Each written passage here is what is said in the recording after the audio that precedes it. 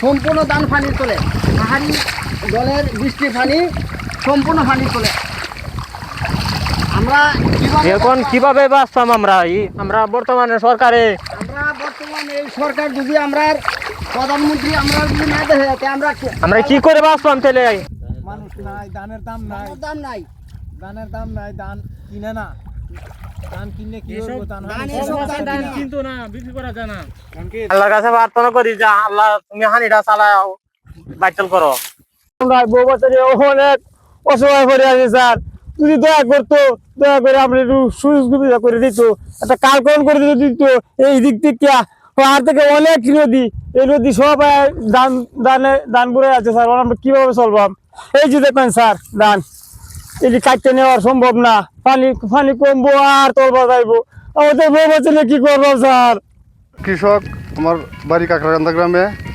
চিনাগুড়িয়া বিলে আমার 12 একর জমি লাগাইছি। এর মধ্যে 1 একর জমি কাটছিলাম, আর সবটাই পানির তলে উড়ে গেছে গা। আর এই আজ 7 দিন ধরে পানির তলে এই ধান আর উড়ে যেতাম না। আর অনেক ধান যেটি উড়াইছি এটি সারাই উঠছে, কিরুলাই উঠছে, এটি ব্যস্ত না 500 টাকা 600 টাকা মনে 80 টাকা হইতেছে মানুষ হচ্ছে গেছে গা সব। আর ওখান যে পানি ভরা, এই পানি কমতে কমতে ধান হচ্ছে যাবো সব, এই ধান আর আমরা তুলতাম না। আমরা সরকারের কাছে আকুল আবেদন, সরকার যত আমরা সহায়তা করে আমরা এই আশা করতে চাই।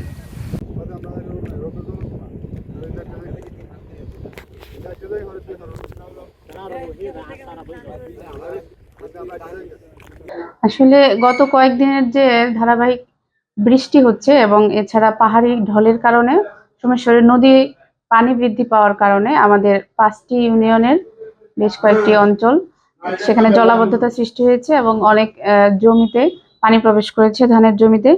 তবে সেগুলো হচ্ছে বিল সংলগ্ন যেগুলো জমি, সেগুলোতে নিচু জমিগুলোতে পানি জলাবদ্ধতা সৃষ্টি হয়েছে এবং যদি এগুলো না সরে যায় তাহলে বেশি ক্ষতি হবে। এখন পর্যন্ত আমাদের 144 হেক্টর জমি 5টি ইউনিয়ন মিলিয়ে পানিতে আছে নিমজ্জিত। তবে এছাড়াও কিছু পোস্ট হারভেস্ট লস আছে, যেমন এই জমিগুলো ছাড়াও যারা ধান কর্তন করবে বিভিন্ন সময় তাদের ধানও শুকানো জনিত কারণে বা সময় মতো মাড়াই করা, এই সমস্যাগুলোর কারণেও অনেক কৃষক ক্ষতিগ্রস্ত হতে পারে। তো আমরা এই সময়ে মাঠ পর্যায়ে তদারকি অব্যাহত রেখেছি এবং ক্ষতিগ্রস্ত কৃষকদের খোঁজ নিয়ে তালিকা করার ক্ষেত্রে আমাদের উপসহকারী কৃষি কর্মকর্তাদের নির্দেশনা প্রদান করেছি।